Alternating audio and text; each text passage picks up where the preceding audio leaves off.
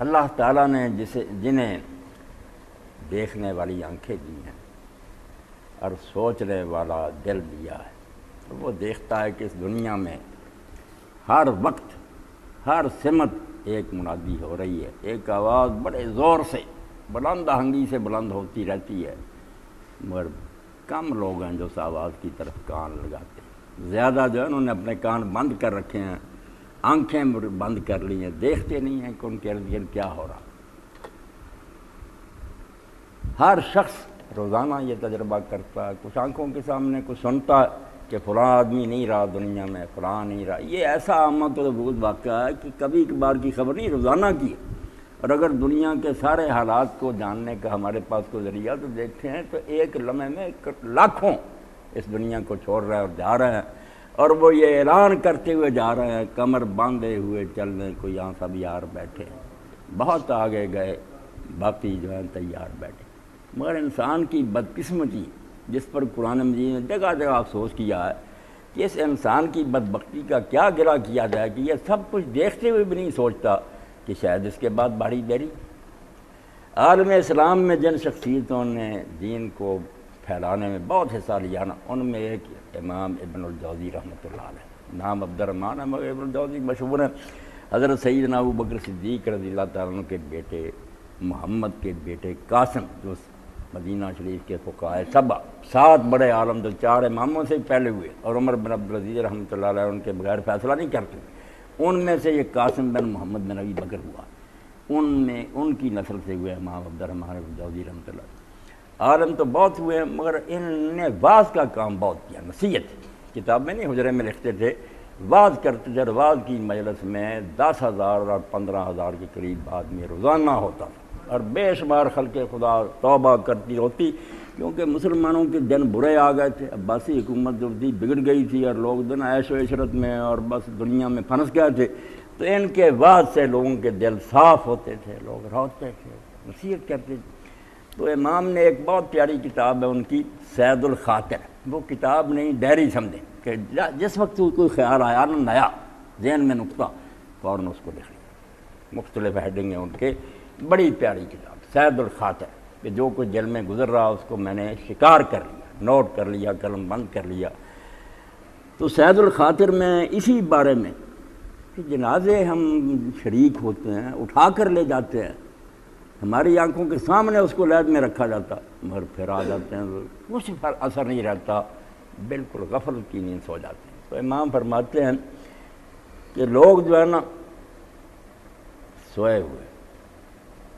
یہ جاگتے نہیں ہیں،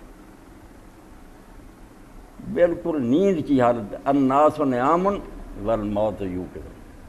سب سوئے ہوئے، جو ہم جاگتے ہیں نا یہ بھی سوئے ہوئے ہیں، کیونکہ نصیحت نہیں پکڑی، دیکھتے ہوئے بھی نہیں سوچتے۔ تو کہتے ہیں لوگ سوئے ہوئے ہیں، موت ان کو آ کر جگاتی ہے۔ جب موت آتی ہے اس وقت آنکھیں کھلتی ہیں کہ یار جن چیزوں میں لگے ہوئے تو ان میں تو اس وقت کوئی بھی ساتھ نہیں گئی، گاڑی رہ گئی، بیٹے رہ گئے، مکان کھڑے رہ گئے، کوئی ہمارے ساتھ نہیں گیا۔ وما یفیقون حتی ینفد العمر، مگر کہتے ہیں افسوس یہ ہے کہ لوگ جاگتے نہیں اس وقت تک، ہوش میں نہیں آتے جب تک عمر نہیں ختم ہو جاتی۔ ادھر ٹائم ختم ہو جاتا ہے، اس وقت انہیں عقل آتی ہے کہ کرنا کیا تھا، ہم کیا کرتے رہے۔ یشیعون احادیث بجمعہم، کہتے ہیں سارا گھرانہ، سارے دوست یار مل کر جا رہے ہیں اس کے ساتھ، اس کو رخصت کرنے کے لیے، جو مر گیا نا اس کے ساتھ سارے جا رہے ہیں۔ یشیعون احادیث بجمعہم، سارا گروہ اپنے اس رشتہ دار کو چھوڑے جا رہا ہے۔ وَيَنْظُرُونَ إِلَىٰ مَا فِيهِ قَدْ كُبِرُوا، اور آنکھوں سے دیکھتے ہیں کتنی تنگ جگہ تھی جس میں اس کو رکھ کے یار بند کر دیا گیا۔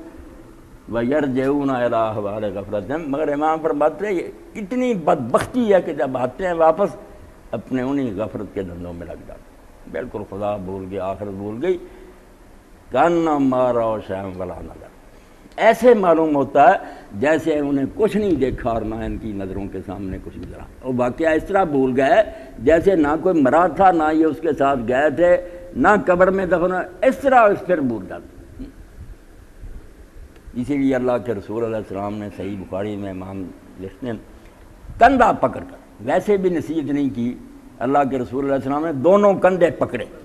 اور عبداللہ بن عمر کے پکڑے، باپ کیسا امیر المومنین، عبداللہ کیسے آدمی، حضور نے خود فرمایا کہ عبداللہ بہت صالح آدمی اگر تہجد پڑھا کر۔ وہ بہن نے اطلاع دے دی کہ حضور نے یہ کہا کہ عبداللہ آدمی تو اچھا تہجد نہیں پڑھ رہا، پھر نہیں چھوڑا۔ تو کندھے پکڑ کر حضور علیہ السلام نے فرمایا کن فی الدنیا کاننا قریب عابر رسول۔ یہ قرآن کیا، اللہ کے رسول کی حدیثیں کیا، صرف جھنجھوڑتی ہیں، کوئی نئی بات نہیں ان میں۔ وہ ساری پیش پا افتادہ کی تو سامنے کی باتیں ہیں نا وہی یاد دلاتا، صرف یہ کہ ہم بھولنا چاہتے ہیں، آنکھیں بند کرتے ہیں کہ موت بھول جائے، مریا جو اس کا واقعہ بھول جائے، وہ یاد دلاتا